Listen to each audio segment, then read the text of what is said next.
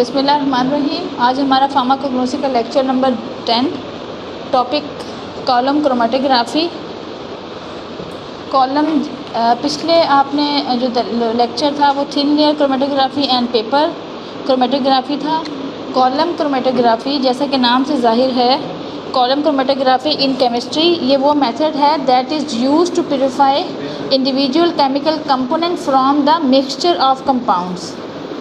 अगर हमारे पास एक मिक्सचर है उसमें बहुत सारे कंपाउंड्स मौजूद हैं, एक मिक्सचर में बहुत सारे कंपाउंड्स मौजूद हैं, उन डिफरेंट मिक्सचर्स जो हैं उनको सेपरेट आउट करना, इंडिविजुअल कंपाउंड्स को उस मिक्सचर से अलहदा करना, वो क्या क्या इन्वॉल्व करता है? Column chromatography. Column chromatography is a technique used in chemistry to separate the individual compound from mixture of compounds. एक मिक्सचर है उसमें बहुत सारे कंपाउंड्स हैं, उसमें से हर एक कंपाउंड्स को अलहदा करना, ये कहलाता है कॉलम क्रोमेटोग्राफी।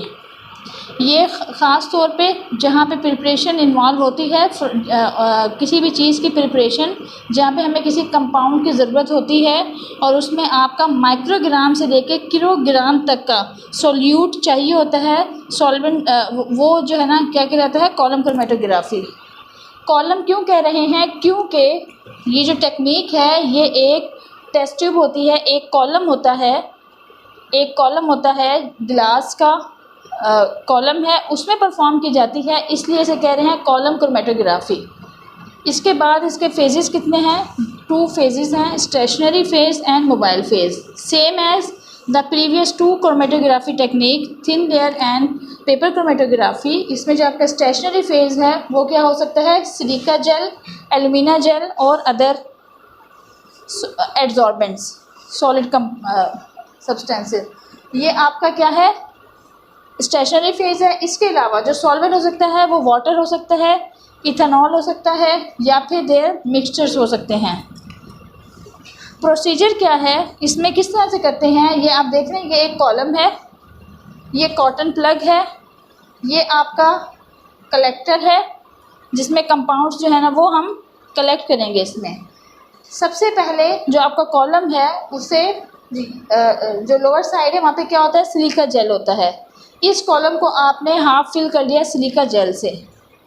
इसके बाद जो मिक्सचर्स हैं, डिफरेंट मिक्सचर्स हैं, सपोज़ करें कि आपके पास 3 एनालाइज़र्स हैं, A, B और C, तो हम क्या करेंगे? सबसे पहले फर्स्ट जो एनालाइज़र है उसे फिल कर दिया, उसके बाद सेकंड एनालाइज़र जो है उसे हमने फिल कर दिया, थर्ड कंपाउंड है वो भी हमें नहीं पता, थर्ड मिक्सचर है उसे फिल कर दिया। उसके बाद उसके जो ऊपर है ये जो पोर्शन है इसे हमने किससे फिल कर दिया? सॉल्वेंट से फिल कर दिया।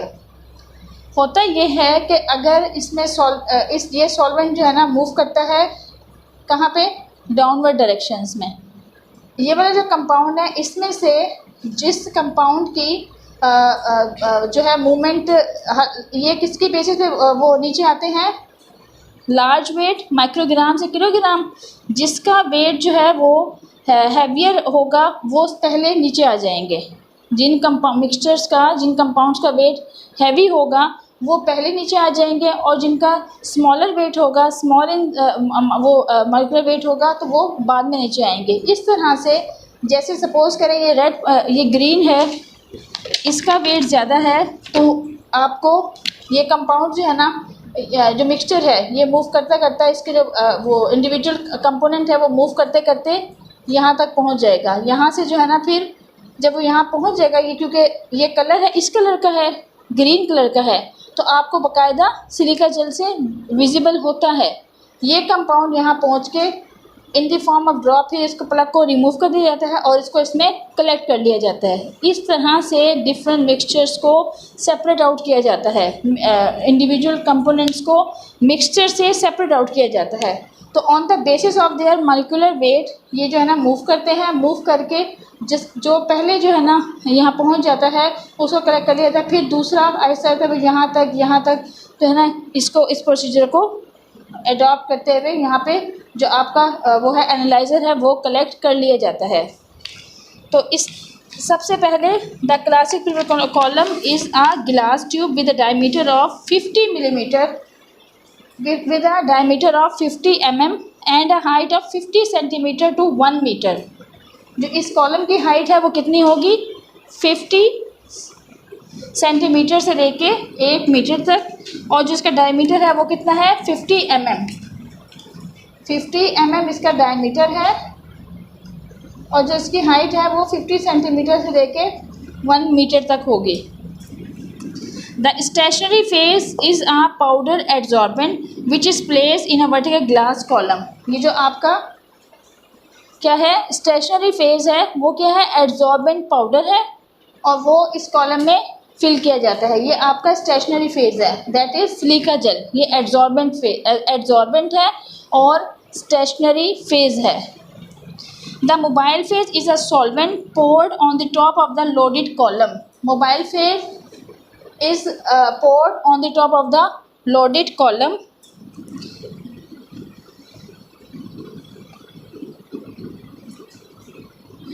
अब ये जो सॉल्वेंट है, जैसे ये सॉल्वेंट नीचे मूव करता है, जैसे जैसे सॉल्वेंट नीचे मूव करता है, तो मिक्सचर जो है इसके कंपोनेंट्स भी क्या होना शुरू होते हैं, मूव करना शुरू कर देते हैं। ये जो कंपोनेंट्स हैं, इस सॉल्वेंट के मूव करने से कंपोनेंट्स जो हैं वो भी मूव करना शुरू करते हैं। जैसे जैसे कंपोनेंट्स जो है ना मूव करके at the lower side of the column पहुंचते हैं, वहाँ से आप कॉटन प्लग हटा दिया जाता है, और फिर इसको मिक्सचर को क्या कर दिया, कलेक्ट कर लिया जाता है। अब इसकी एप्लीकेशंस क्या हैं, it is use in the separation of benzodiazepine. Benzodiazepine एक ड्रग है that is use for the sedation and hypnotics. ये किसमें, सिडेशन में और as a hypnotics and sedation के तौर पे यूज़ होती है। इसके कंपोनेंट्स को सेपरेट करने के लिए यूज़ होता है। Number 2, it is use in the analysis of medicine. Different mixtures हैं, जैसे फूड में जो है ना कोई ऐसा पार्टिकल है, या फूड में आपके खाने में जो है ना कोई ऐसा मेडिसिन एजेंट है, तो it is use in the analysis of the medicine. It is use for the purification of water and other organic solvent. Water की, पानी की सफाई के लिए भी इसे यूज़ किया जाता है in the pharmaceutical industry, and it is use in the separation of different body tissues. ये इसकी 4 एप्लीकेशन थी टॉपिक।